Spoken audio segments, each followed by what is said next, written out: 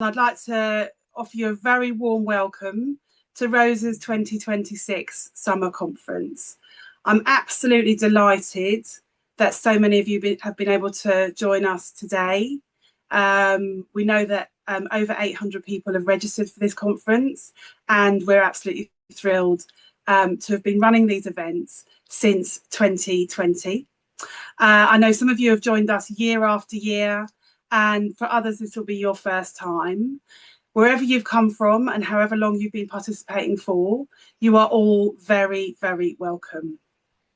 As always, we've put together a very exciting agenda which has at its heart our commitment to celebrating the breadth and depth of the incredible work happening across the women and girls sector throughout the UK. We know that every single day, these organisations like yours, are making a profound difference. And it's vital that we create that space to share and celebrate and learn from that work. And that's why we run our conference every year. At Rosa, we also make a conscious effort to bring together not only organisations from across the women and girls sector, but also our funders, supporters, our partners and our friends. And that mix is vital. It allows us to create meaningful conversations, to build those stronger connections, and to open up those opportunities for collaboration. We know that Rosa has a unique role to play in creating those spaces to build the networks and partnerships and to ensure that women's and girls' organisations have direct access to the people and the opportunities that can support your work. And we also know that especially right now, that funding and sustainability are your #1 concerns.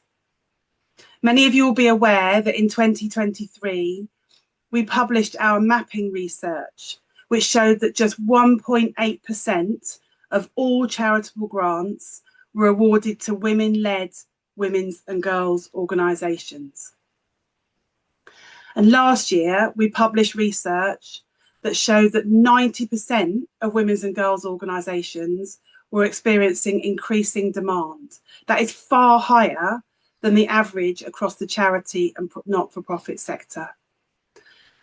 And in our survey, over 50% of organisations stated that funding was their #1 concern, and we are confident that that figure would be far higher now. And that is why Rosa remains committed to not only raising the funds to distribute to organisations, but also to encouraging more funders to prioritise and invest in the women and girls sector, in women-led women's and girls organisation. Now, over the past 7 years of this conference, and actually throughout Rosa's 18-year history, the women and girls sector has weathered some very, very challenging times. But right now feels like a particularly difficult moment. I believe that our sector is facing a perfect storm. Shrinking funding, rising demand, and a backdrop of deepening misogyny and sexism, both online and in the real world, as well as increasing poverty, rising inequality, alongside racism, Islamophobia, and anti-Semitism, again, in real life and online. At Rosa, we're deeply concerned about women putting themselves in the public eye, standing up for what is right, and leading from the front, because we know that that can be very, very dangerous. And I want to acknowledge that today marks 10 years since the murder of the Labour MP, Jo Cox. Jo's belief had been that we had more in common than that which divides us. And since her death, there have been great efforts to create opportunities, to build connections between people, to challenge the divisions that have deepened in our society. And some might argue that this has had mixed success. But one thing that I am sure of is that women-led women's and girls organisations have always led the way in building those opportunities for connection and for collaboration. Every day, these organisations, your organisations, are connecting individual women, strengthening families and communities, and driving change through collaboration and partnership. This work done in this way has proved time and time again throughout history to be the only route to creating and sustaining genuine positive change for women and girls. And that is why Rosa will continue to stand alongside you, championing your work, raising your voices, and advocating for the recognition, sustainability, and funding that this sector deserves. I hope that our conference gives you the opportunity to learn, to connect, and to be inspired, to hear from women's and girls organisations, to meeting funders, and to participating in discussions about leadership, about supporting migrant women, and the government's violence against women and girls strategy. This afternoon, I'm really looking forward to introducing our keynote speaker, Zubaida Bai, a social entrepreneur and women's rights activist whose perspective will help us place our work here in the UK into a wider global context. And tomorrow, we'll be hosting a whole day of training sessions designed to support you further, to invest in your organisations, to build those skills, to deepen those networks, and to create that space for collaboration. As ever, Rosa's conference has been organised by a really fantastic team at Rosa and generously supported by one of our key funders, Cummins. And I'd like to extend a warm welcome to Cummins colleagues joining us today. We are very, very glad that you can join us. I hope all of you enjoy the conference. We genuinely value your feedback. So please do share your thoughts throughout the day and at the end of the conference. It really helps us to keep improving and to make sure our events are as meaningful as possible and as useful as possible to you. So now I'm going to put a different hat on and move us on to our first session and our opening panel.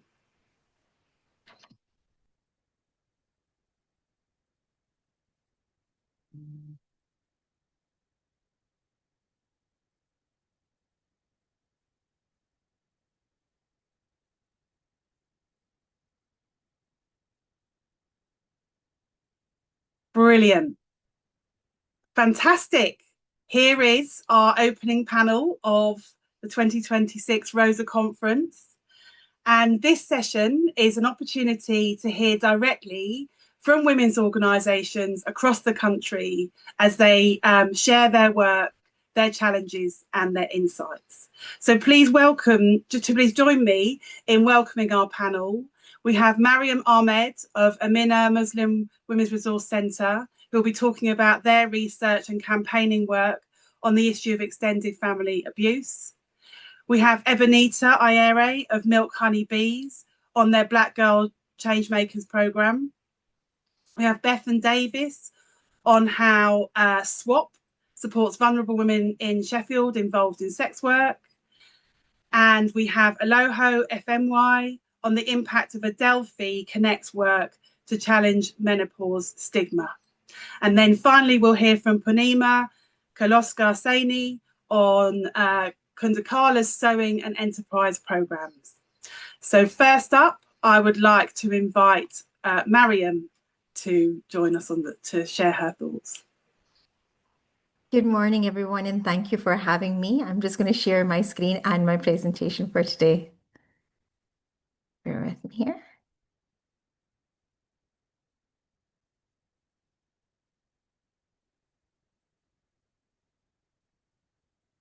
That's great. Hopefully everyone can see that okay.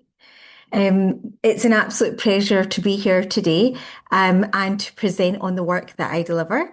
I am from Amina Muslim Women's Resource Centre and I'm the Chief Executive there. And at Amina, We work with Muslim and minority ethnic women.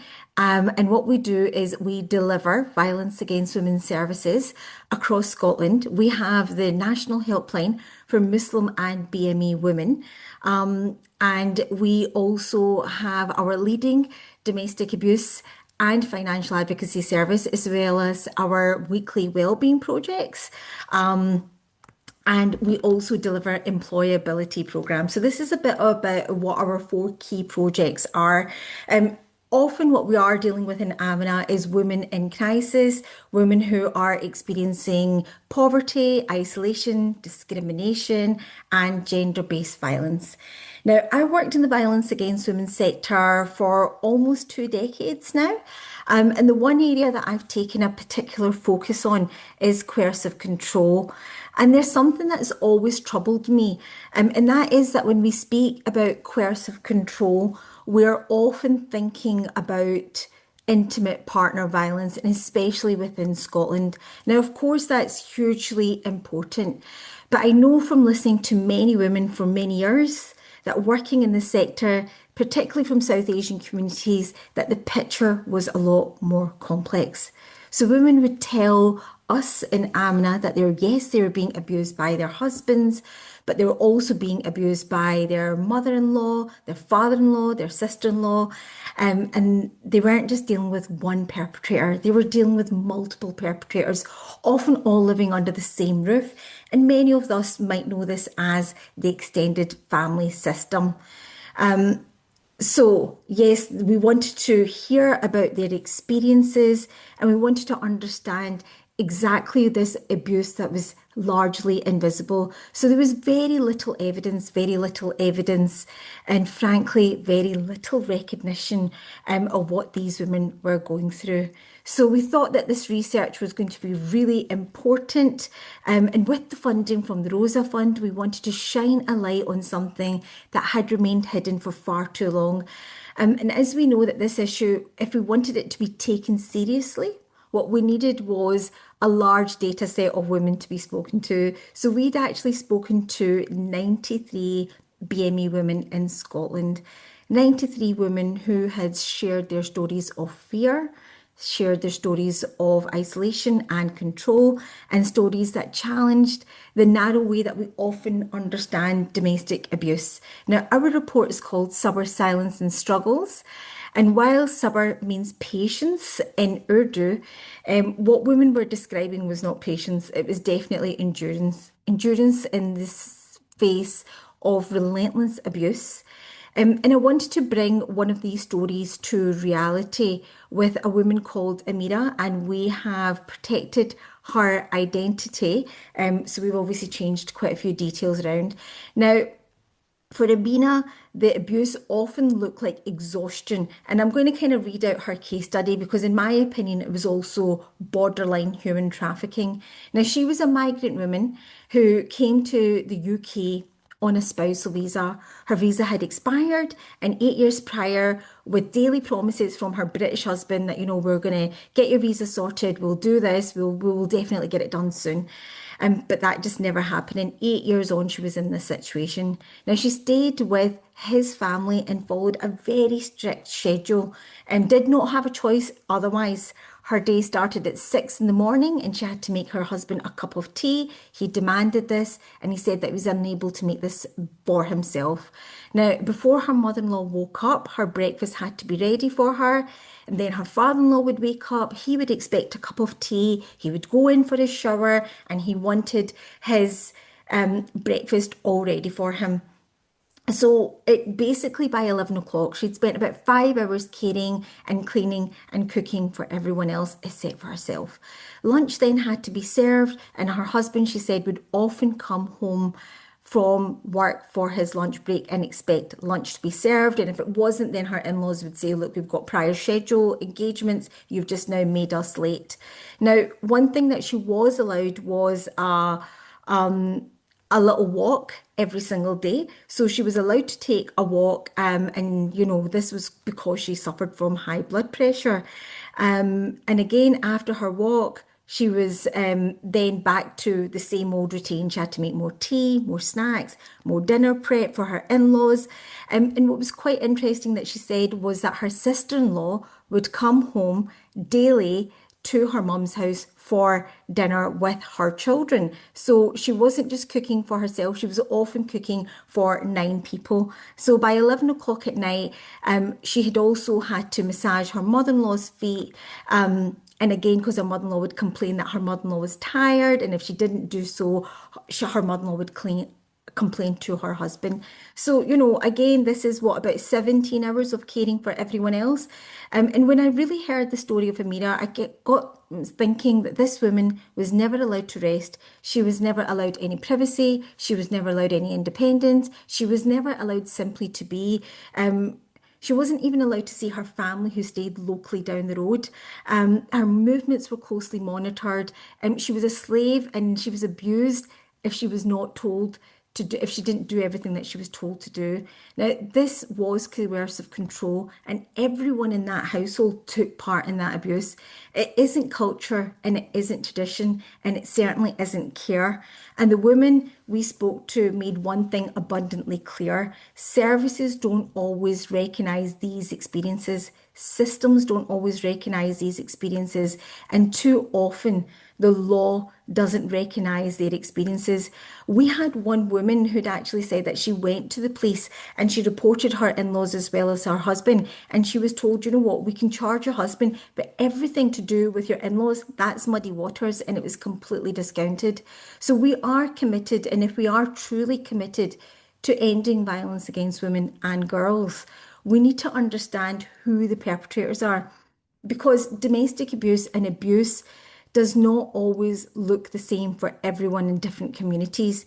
And many women are being abused by multiple perpetrators. So my message today was quite simple, and the message from Amina was simple. We need to listen to women, we need to believe them, but we also need to recognise extended family abuse. We need to train our services to respond appropriately and ensure that the legal definition of domestic abuse reflects women's lives and recognises multiple perpetrators who are all complicit in the abuse. So these women have trusted us with their stories, and we really hope that we can create that change. Certainly within Scotland, they will be recognising domestic abuse and extended family abuse, and that is a win from Amina. So thank you so much for listening to me. And yes, hopefully, please download the report. The scan is there, and hopefully you can check that out. Thank you, everyone.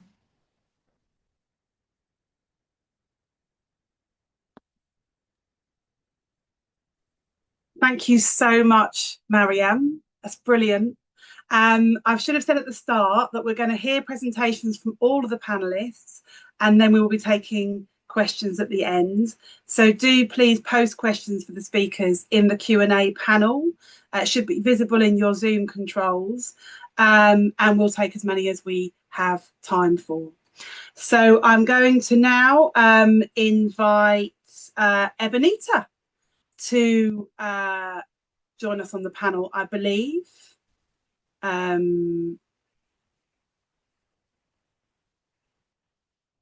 Is Ebinehita going to join us? Or I'm waiting for my brilliant team to tell me what to do. Or I'm going to ask Bethan. What should I do? Hi, I think I've just been queued up. Brilliant. To go next. You come next then, Bethan. Welcome.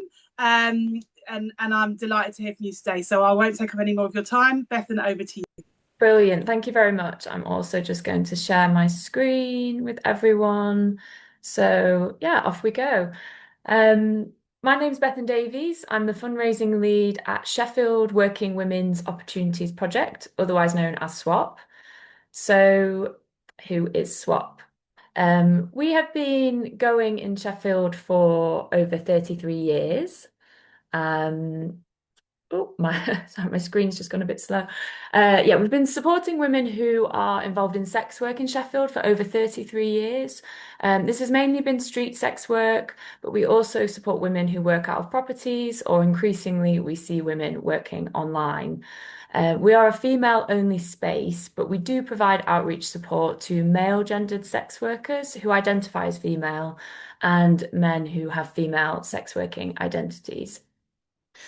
So our core services are a weekday drop-in from 10 till 2 where women can access us, and we also operate an outreach van on weekday evenings, providing welfare to women who are working out on the beat. And our core mission is to support women to look after themselves and enable them to make informed choices about their lives. So what does that actually mean in practice? So these are all the different areas. We provide really hands-on practical support for our women to help keep them safe and happy. Housing's a really big one. We've supported so many women away from homelessness. We're really fortunate that we have a dedicated GP and sexual health nurses, so women can access health support through them. We help women navigate the criminal justice system if they need to make court appearances or police statements, which can be really daunting if you need to do that by yourself. A lot of our women are very alone in life, unfortunately, and don't have anyone really looking out for them. So it's important for them to have someone that they trust to help them with all these things, even just things like general life admin, which can be overwhelming for anyone. Many of our women do need extra support with reading and writing, so it's really good that we can help them with these aspects. And sometimes it's just as important to be able to offer a woman a hug, a cup of tea, and to listen to what she has to say. And that's just as transformative as all these practical aspects. So these are some of the things we give out for the women. We give out all sorts: phones, bus passes, SIMs, clothes, food parcels, anything basically that reduces the risk of harm to a woman and means that she doesn't have to sex work in order to afford these basic essentials. Now, our insight over the past 18 months is that we've seen a huge increase in women sex working. We've actually seen a 60% client increase since the end of 2024, which is massive. And women are telling us that it's the cost of living crisis that are driving them towards this survival sex. We're seeing some women return to the beat after literally decades away from it because of the socioeconomic climate and because they are trying to make ends meet. So there's some quite revealing statistics. And why help these women if they're choosing to sex work? Some people might ask. It's really important to make the distinction that for some, sex work is an empowered, autonomous, informed choice. But for the women that we support, sex work is not their preferred choice, but the consequences of not doing it are worse for them. It's not a career move, it is their gendered experience of poverty.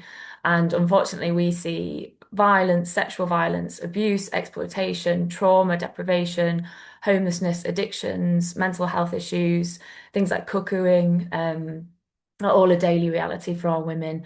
And there's been a few studies that have drawn out the statistic that sadly street sex working women are 12 times more likely to be murdered than non-street sex working women. So that's quite a shocking stat.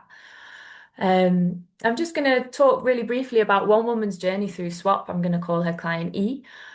She was accessing SWWOP for about 7 years, initially known to us intermittently sex working and drug using, but she was living with a long-term partner and was stable and autonomous in her setup until unfortunately her partner suddenly died. This then meant E had nowhere to live. She found herself homeless. She was rough sleeping, her drug using massively escalated, and her need to sex work to afford those drugs went up massively. So that she was at real risk of harm at this point. And at this point, it's really easy for our women to slip through the gaps of modern society. They kind of get rubber stamped as chaotic, hard to engage, hard to reach. And once they've missed a few appointments or missed a letter, then they're kind of struck off statutory service lists. So that's why it required real persistence and patience by our substance misuse worker to stay in touch with E. And eventually she did start a methadone prescription to stabilise her drug use, which was brilliant. And then she was able to be accepted onto our Buvidal programme. And that's where women get a monthly injection to combat opioid dependence. So this moves them away from the need to collect a prescription every day from the pharmacy. So they get some independence and autonomy there. And because of this relationship we built with E, she then connected with our GP and sexual health nurses and got some previously unchecked health issues seen to that if they had remained unchecked, they could have been really life-threatening. So that was also a pivotal point for E on her journey. And because of all this success, she was accepted onto a target housing program and has been in a tenancy for a few years, has really grown from strength to strength. She's even gone on her first holiday abroad, and she's just no longer reliant on SWOP services. So that's an example of how kind of SWOP helps women and the life-changing impact we make. When a woman's basic needs are met and she is treated with dignity and respect, she can move away from fight or flight led decision making and make healthy long-term choices for the future. And we've seen that process time and time again. And it's really important to recognize that it's easy to judge people's choices in life, but without these stable building blocks of food, shelter, safety, it is really hard to build a stable life for yourself. So I hope that this presentation has been informative. It's a whistle-stop tour of SWOP. And maybe it's made you rethink a little bit more about sex work and the state of sex work in the UK at the moment. Please get to know SWOP. Please follow us on Instagram. Please subscribe to our newsletter. We'd love to grow our community. And of course, if you're able, these are all the ways that you can support us. And thank you very much for listening. And thank you, Rosa, for having me. Oh, Bethan, thank you so much. Total joy to hear from you today. Thank you. And thank you for stepping in. Now, I do believe that Ebinehita is here. Brilliant. Oh, I'm so happy to see you, Ebinehita. So Ebinehita of Milk Honey Bees is going to talk to us about their Black Girl Changemakers programme. Welcome, Ebinehita, and over to you. Thank you so much. Good morning, everyone, and thank you, Rosa UK, for having me. I am going to be speaking about Milk Honey Bees and our Black Girl Changemaker program. And I'm hoping I can see the slides. But I'm the managing director and founder of Milk Honey Bees, and Milk Honey Bees is a creative and expressive safe space for Black girls to be seen and heard.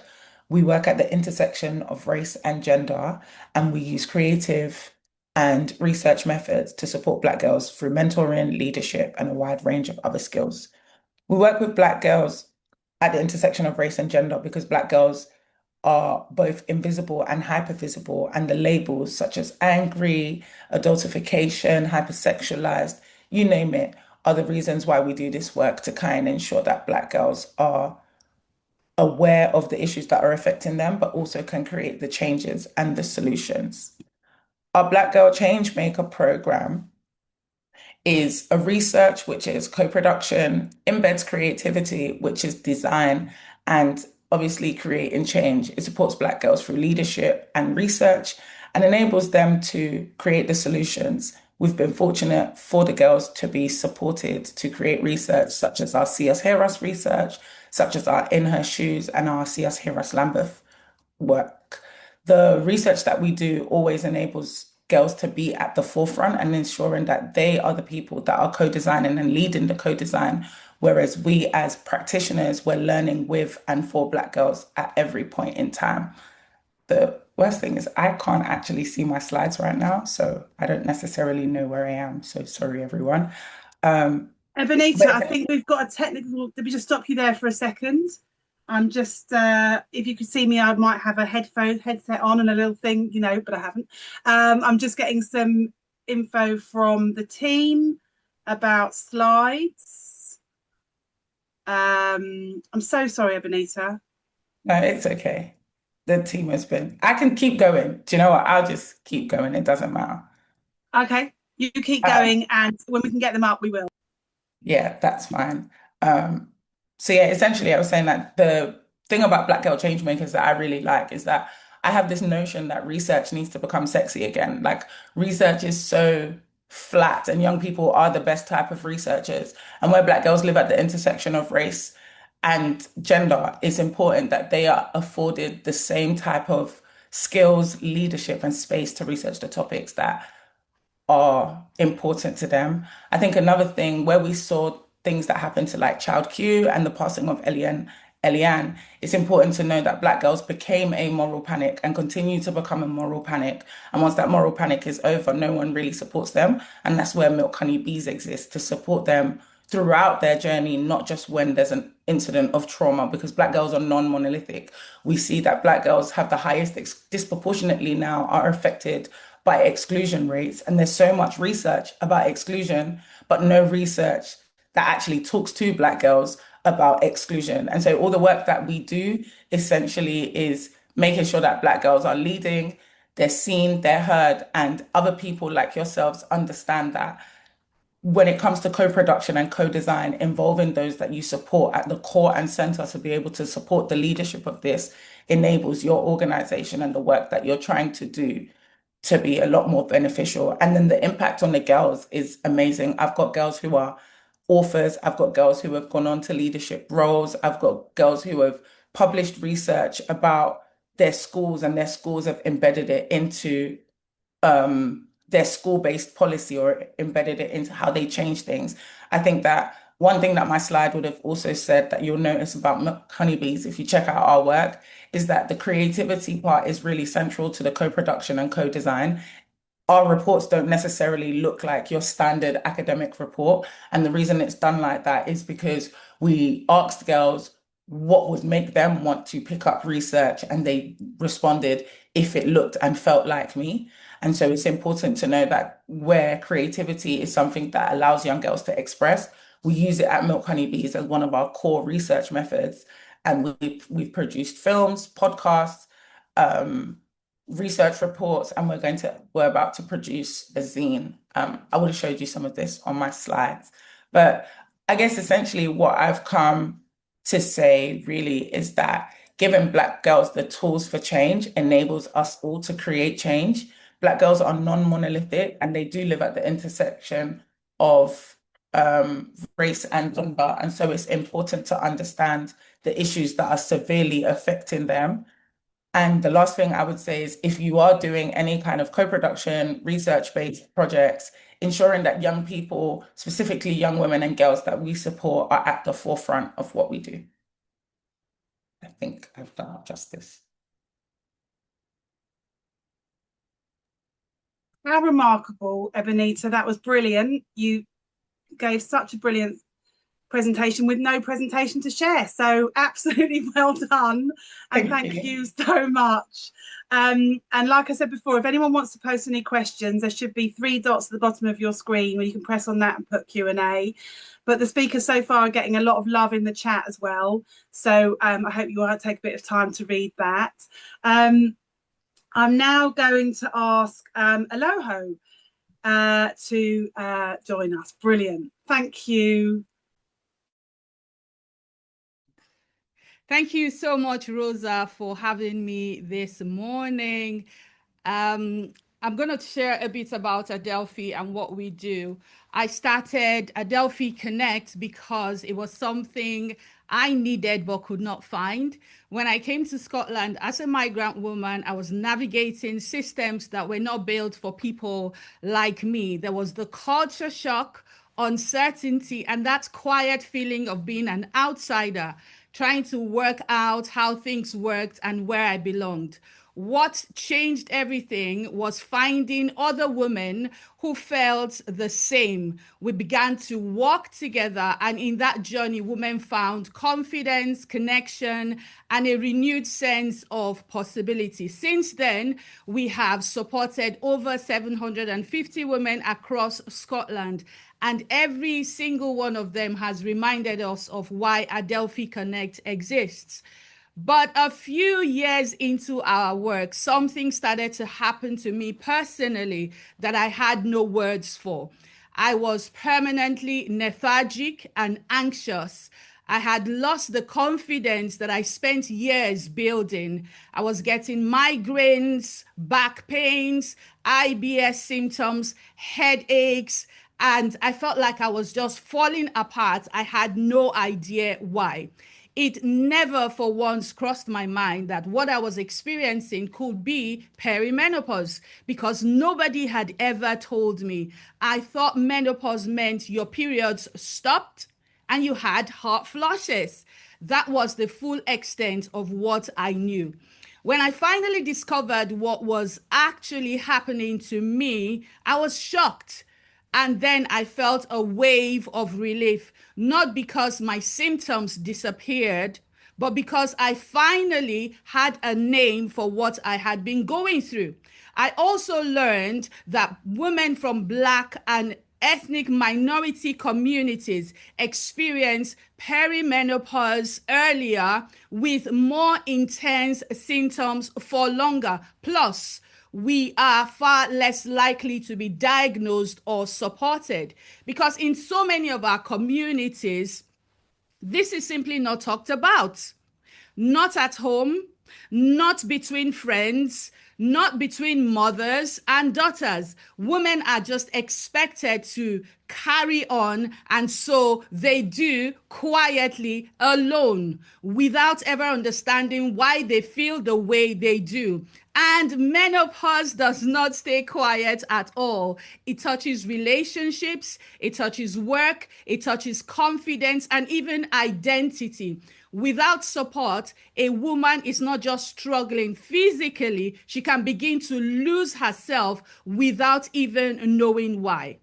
That thought about how many women in our communities were in exactly the same position as I was led us to create Embracing Change workshops. I will be honest, it felt like a risk at the start. Some people felt like we had gone off track. Others said it was a natural process. It did not need much conversation. It felt like taboo, like we were raising something meant to stay in private. But we pushed through, and at our very first workshop, over 40 women came. I remember one woman who came simply to support me, not because she thought it was relevant to her. She left that evening saying, I think I am actually in perimenopause. That was the moment we knew we had to keep going. The Embracing Change workshops are now part of a much wider family of support, from drop-in sessions to business support to well-being activities, and our TAP program, helping families move towards stability and independence. We meet women where they are and walk with them to where they want to be. At the start of each year, we hold a vision board goal setting workshop, a space where women are invited to dream, to put it on paper and claim it. And then through our 12-week empowered program, we work with them to get there. One of the women who came through this journey stays with me. A significant setback had cost her her job and much of her sense of self. When she walked through our door, she was quiet, tentative, not sure she deserved to take up space. She started with a vision board session, simply being in a room with other women who were also finding their way, and something in that room began to reach her. She joined Empowered, and week by week, something shifted. She started to rediscover herself. She found friendship, she found understanding, and slowly her confidence came back. At the end of the program, she told us it had been empowering, that it had helped her put things back into perspective, and that the connection she found with other women had changed something in her. And then at our annual conference, she came to me, she told me how much she loved what Adelphe Connect does, and she asked if she could volunteer her time to give back. She arrived, not quite sure she deserved to take up space, but she left wanting to help create space for others. And I think about her when I think about what we stand to lose when women like her don't get the support they need, because women like her are in the workplaces across this country right now, going through perimenopause, going through menopause, carrying it with them every single day. The brain fog that looks like distraction, the anxiety that looks like disengagement, the exhaustion that looks like underperformance, the loss of confidence mistaken for not caring. And most employers, even those who genuinely want to do the right thing, don't know how to respond. We lose talented, experienced, capable women at the very moment they need us most. That is why we're developing our Workplace Cultural Integration and Inclusion Program, WCII.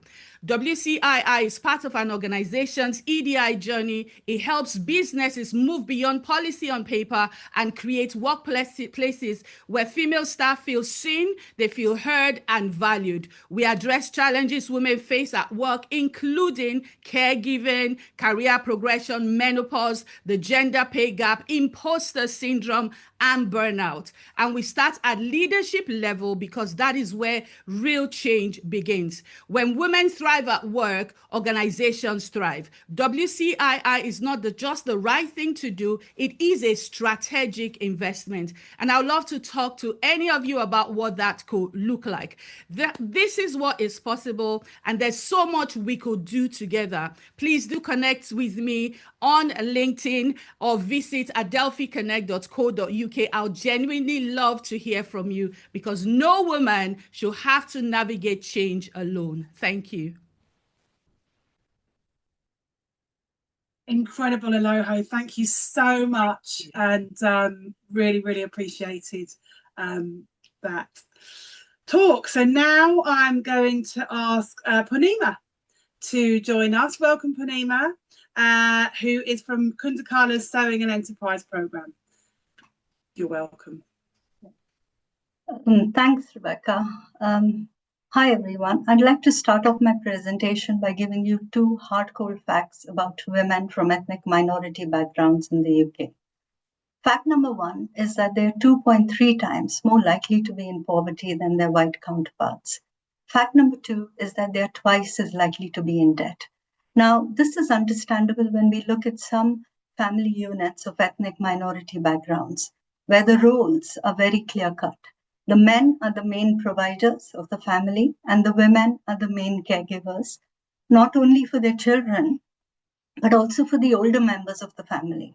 Also, in some households, it's not looked down upon. It's looked down upon if a woman goes out to work because it's not in line with cultural considerations. But what if we gave these women skills so that they could, at the least, manage their debt? And if they want to explore an avenue of income generation, they could do that. And this would be in line with their cultural considerations. So enter Kundakala. I founded the social enterprise in memory of my mother, Kunda. She wanted to empower women with her art. I have been in the social enterprise world for the last 20 years, and I've always worked around women, helping them to find jobs in line with their skill sets. My mother, needless to say, was a good sewist, a skill that she didn't pass on to me. But I realized that sewing would be a good way to get women to start to become financially independent. So in 2021, I self-funded a proof of concept, getting some of my friends to train women. It was a success. And then in 2022, I got funding to run 2 pilot sewing programs in London. And that was brilliant too. Long story short, today we support 203 women in some of the boroughs in London. In 5 of the boroughs, we have partnerships with adult community learning to deliver a level 1 qualification to our women. This is huge because most of our women are not exposed to formal learning. In our cohort, we have 11% of the women who've started to earn an income with us. 2 of them are in jobs with tailors, and 4 of them work for us. We co-produce our programs, and I just wanted to take you on a participant's journey. Our programs, like I said, are co-produced, but they're also reviewed every year by past participants. So when a woman joins us, the first thing she does is she enters the Make and Mend program, where in the course of 6 months, she's taught how to use a sewing machine to make small items, ending in a garment for herself. Now, at this point, I'd like to say that one of the reasons our programs are so popular is because we offer culturally sensitive interventions.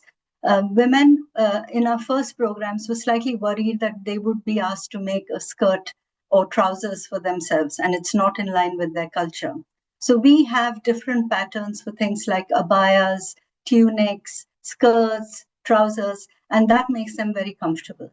At the end of this program, a woman gets a sewing machine to take home, with the idea being that she can now fix and alter her clothes and those of her families and start to save money and start to reduce debt.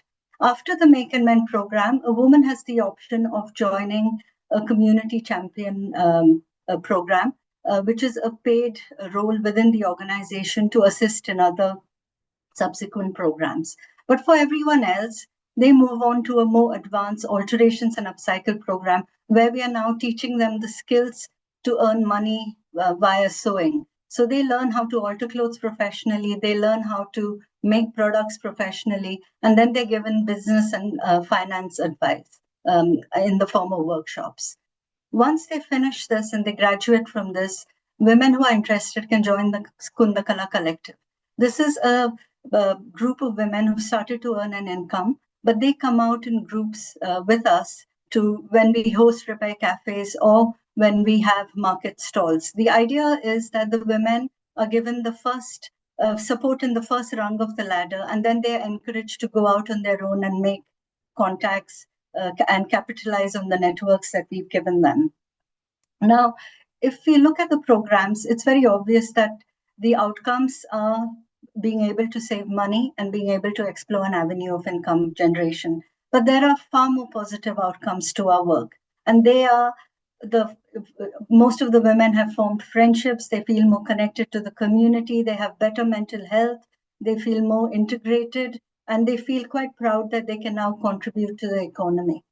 All our work is funded by grants and trusts, and we're really grateful for that. But in a changing landscape where funding is becoming difficult to get and competition is intense, we are now looking at ways to have a trading income. And one of the ideas that we have is to increase the repair cafes that we run, is to run a repairs workshop, run paid for sewing programs, develop some video content, and increase the sale of our products.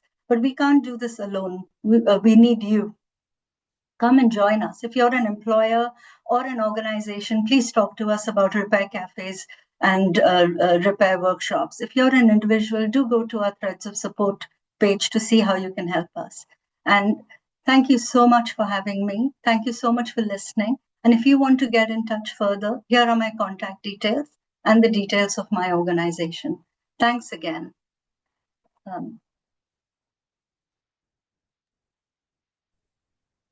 Thank you so much, Poornima. That was absolutely brilliant. I'm trying to stop sharing my slides, but I think it's just that, age-old problem, isn't it? So we've had some questions in the Q&A boxes. Everyone's getting a lot of love in the chat as well, and I'd invite the audience to keep asking the questions. And I've got a couple that are specifically for specific speakers. So I'd ask all the speakers to turn the cameras on so we can see your beautiful faces. And I'm going to, unless I'm going to start with actually a question for you, Mariam, which is from Elizabeth King. And she says, it was lovely to hear your presentation. Many of our member organisations are faith and VORG specific and find it very hard to access funding. What is Amina's experience of accessing funding on this? When it comes to violence against women, it's always going to be a challenge. I think even if you do get funding, it just never seems to fulfill the need. The organizations or the demand. What I would say is that faith is one of those things in violence against women that I feel like is just not taken into account. There's Faith in Violence Against Women Coalition that are doing amazing work to actually explain the intersection between faith and violence against women. They do go in hand, but certainly I do find that many organisations will fund you for the violence against women work, but not the faith work. And I think that continues to be an issue, because I think faith does play hand in hand in, I suppose, alleviating, but also creating issues around violence against women. Brilliant. Thank you, Mariam. I've got a question for Ebinehita. How can issues of exclusion, this is from May Kadir, how can issues of exclusion that affects Black girls be addressed more widely across the sector? And have you been involved in integrating your programme into schools or other places? Thank you so much for the question. I think that it can first be integrated by professionals understanding that it does exist before and after moral panic. I think we do a great job when we're talking about young girls of all races of only being very responsive instead of being preventative. I think that one of the best ways that we do it is by working directly with schools through our Her Space program. So Her Space is a program that we offer therapeutic mentoring one-to-one and groups to young Black girls in schools, but we also work with their teachers and caregivers as well. And so we create roundtable spaces, we invite teachers into their sessions as well, just to create that space where we're preventing exclusion. The girls that we work with who have already been excluded, we support them to kind of heal the experience, but also ensure that they can go on to feel supported again in life. I think in the UK, for specifically Black girls, we don't have a school to prison pipeline.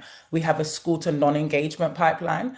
And so with that, what happens is that Black girls are not afforded the same services as their other counterparts. And we see this trickle into womanhood as well. And so, yes, I've been involved through the Preventing Exclusions Fund with embedding our work in schools. We also have a report coming out in 2 weeks that further explores the experience of Black girls in schools and access and evaluation as of our program as well. Brilliant. Thank you, Ebinehita. Now, I'm going to ask all the speakers a question because I think it's an important one. And I ask you, what gives you hope given these difficult times? Who would like to go first with my short but challenging question? I can Bethan. dive in. Take the leap. Just the immediate thing that's sprung to my mind that's been inspiring since I started working at SWWOP is just the resilience of the women, and in the face of so much kind of adversity, even if they've kind of been handed a lot of difficulty in life. I think it is, I'm sure a lot of the speakers would give the same answer, but I just think the resilience of women is something to be really celebrated, because it is amazing, and yeah, women do bounce back. So that was just a short but sweet answer. The resilience of women. Hope that's okay. That's a brilliant answer. Thank you, Bethan. Who'd like to go next? Eloho. Okay, so when Bethan was talking about resilience, I said yes, resilience. For me, however, it's what gives me hope is organizations such as Rosa, who are invested in women and would do all it can do to support the work of organizations such as ours. So that gives me so much hope, and that knowing that we're not alone in this journey. Yeah. So thank you, Rosa. That's perfect. Thank you, Eloho. Who would like to go next? Poornima. Yeah. So, Rebecca, two things give me hope. One is women, just to see some of the women who are very nervous about being seen in public places, to see how skills develop their confidence and how they now feel comfortable going out into the big bad world. That's one. And two is just the kind of wellspring of support that Kundakala has received in our short life, from stakeholders, from anyone who comes into contact with our organization. So I'm really happy to see that. Thanks. Oh, thank you, Poornima. And Mariam. Okay, so I'm going last here almost, right? So what I would say is in this sector, when we're working with women, there's a lot of burnout, right? And it's really, really difficult to go on every single day. So you do definitely need that hope, Rebecca. And for me, time and time again, it's always going to be the women and their resilience in their journeys. I think it's the only reason I think many of us get up when we see that change that we're creating, but also just that networking. There's been so many amazing organizations here that we've heard of, and I'm thinking, wow. So I think everyone that's probably on this call gives me hope. Working with everyone, getting to know everyone, and knowing that it's not just ourselves that are doing this amazing work. We're all kind of working as a team together to have better equalities for women. Oh, brilliant. Thank you, Mariam. I completely concur. And Ebinehita. That awkward moment where you're looking for the unmute button. What gives me hope? Two things give me hope. The young women and girls that we support, I guess all of us, but specifically the Black girls that I've been supporting, past, present, and future, they give me hope. But I think what also gives me hope is knowing that I am surrounded by women leaders who are leading and supporting other women and girls in different areas. And when we come together on mornings like this, it's just refreshing to hear and see the hope of us all, basically. So that's what gives me hope. Oh, brilliant. Thank you, Ebinehita. And thank you, all of you, because I did just sort of chuck that at you. And it's a small question with a big answer. So brilliant, brilliant responses. And again,